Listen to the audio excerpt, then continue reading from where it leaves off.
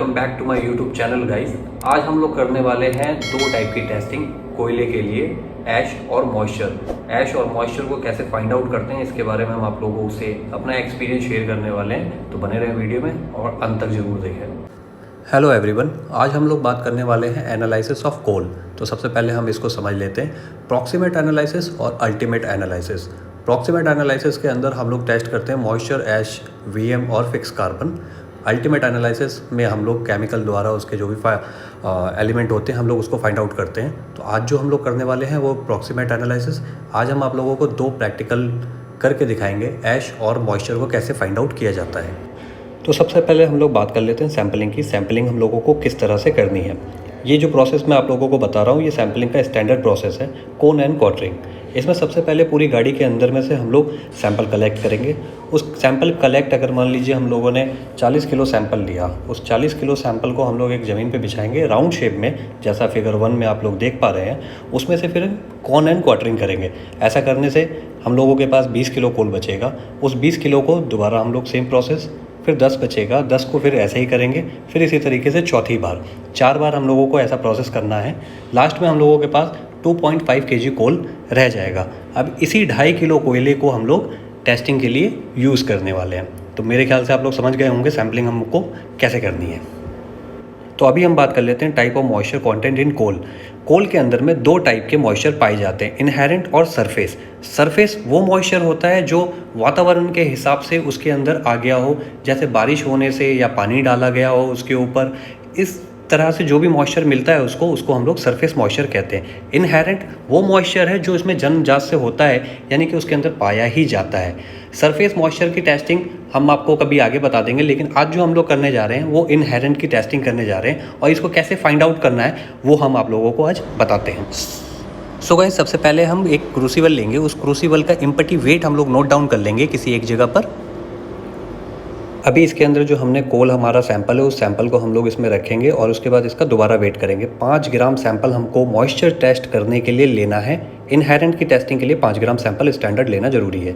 अभी हम लोग इसको वेट करते हैं और वेट करके इसका जो सेकेंड वेट है, जो हमने सैंपल रखने के बाद जो इसका वेट आएगा, उस वेट को हमें यहाँ पर दोबारा से नोट डाउन कर लेना है अपने पास में। अभी हम लोग इसको ओवन के अंदर रखेंगे। इसका टेम्परेचर 102 से लेकर के 108 तक मेंटेन करके रखना है। इस ओवन के अंदर हम लोग इस सैंपल को 1 घंटे के लिए रखेंगे। आप लोगों को पता ही होगा वाटर का जो टेम्परेचर होता है वो 100 डिग्री पे बॉइल्ड होना शुरू हो जाता है, जिससे इसके अंदर जितना भी मॉइस्चर है वो सारा का सारा जो है ख़त्म हो जाए। तो अभी हमें इस सैंपल को रखे हुए 1 घंटा हो चुका है और 1 घंटे के बाद हम लोग इसको वापस बाहर निकालते हैं। और बाहर निकालने के बाद सबसे पहले हम लोग इसको डेजिकेटर के अंदर में रखेंगे ठंडा होने के लिए, नॉर्मल रूम टेम्परेचर पे। उसके बाद हम लोग इसका फाइनली, अब हम इसको थर्ड वेट इसका कर रहे हैं, थर्ड वेट चेक करेंगे और उसको नोट डाउन करेंगे कि इसका फाइनली जो वेट है अब कितना आता है। सो गाइज, फाइनली मॉइस्चर हमारा टेस्ट हो चुका है। अब हम लोग ऐश की तैयारी कर रहे हैं। ऐश के लिए सबसे पहले हम लोग मॉइस्चर फ्री सैंपल को यहाँ पे एक बार सैंपल की सैम्पलिंग करेंगे। जैसा मैंने आप लोगों को पहले बता दिया था कि सैम्पलिंग किस हिसाब से हमें करनी है, वैसे ही इसको अच्छी तरीके से बिल्कुल सारे मॉलिक्यूलर को एकदम पीस करके तोड़ देना है अच्छी तरीके से।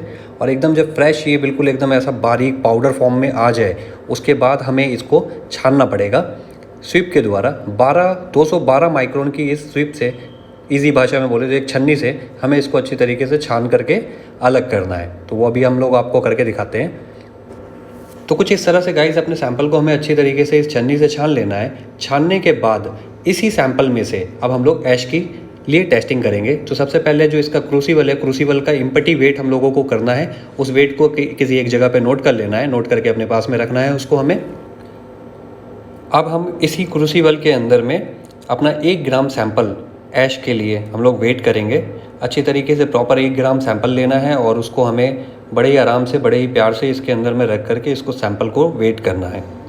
बड़े आराम से गाइस वेट करना है। वेट करने के बाद 1 ग्राम, प्रॉपर 1 ग्राम सैंपल ले करके हम लोगों को इसको नोट करना है। कहीं पे भी एक जगह आप लोग लिख लीजिए और अच्छी तरह से लिख लीजिए कि सैंपल और क्रूसिबल का वेट कितना होता है।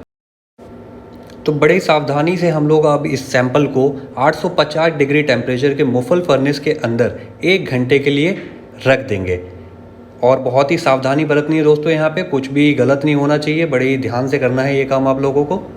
और 1 घंटे पूरे होने के बाद जब हमारा पूरा फाइनली टाइम नोट करके रखना है आप लोगों को, 1 घंटा हो जाएगा, इसे ओपन करना है और जो हमने ऐश अंदर रखा था फाइंड आउट करने के लिए, उस क्रूसिबल को ध्यान से वापस बाहर निकालना है। बाहर निकालने के बाद इसको सीधा हमको डेजिकेटर के अंदर में नॉर्मली जो रूम टेम्परेचर है उसमें हमको कूल होने के लिए रख देना है। कम से कम लगभग इसको 20 से 25 मिनट हमें इसमें छोड़ देना है। 20-25 मिनट के बाद हम लोग दोबारा इसको बाहर निकालेंगे और देखेंगे कि अब इसका फाइनल वेट कितना आता है। तो हमारे 20-25 मिनट हो चुके हैं, हमने इसको वापस बाहर निकाला और बाहर निकाल करके अब हम लोग इसका फाइनली वेट जो है वो इसको चेक करेंगे कि इसके अंदर में कितना वेट आता है। तो हम लोग इसको वेट कर लेते हैं और वेट करने के बाद में देखेंगे कि इसमें वेट कितना। बड़े बारीकी से वेट करने के बाद इसका जो भी वेट आएगा उस वेट को हम लोगों को एक नोट डाउन करना है। तीसरा वेट हमारा मिल चुका है। सो गाइस फाइनली बात करते हैं कैलकुलेशन की। मॉइस्चर की कैलकुलेशन करने के लिए आपको सबसे पहले weight of coal sample minus weight of coal after 1 hour heating divided weight of sample into 100, इस तरह से कैलकुलेशन करने पे आपको मॉइस्चर की परसेंटेज मिल जाएगी। नेक्स्ट अभी हम आ जाते हैं ऐश की कैलकुलेशन कैसे करनी है। ऐश की कैलकुलेशन करने के लिए आपको वेट 2 जो आपने किया था माइनस वेट 1 जो हमने किया था डिवाइडेड कोल सैंपल जो हमने वेट किया था इनटू 100, ऐसा कैलकुलेशन करने पे आपको ऐश की परसेंटेज का पता चल जाएगा कि परसेंटेज ऑफ ऐश हमारे इस कोल में कितनी है। सो गाइस वीडियो अगर आप लोगों को अच्छी लगे तो सब्सक्राइब करें हमारे चैनल को, लाइक करें, शेयर करें और कमेंट करें। Thank you.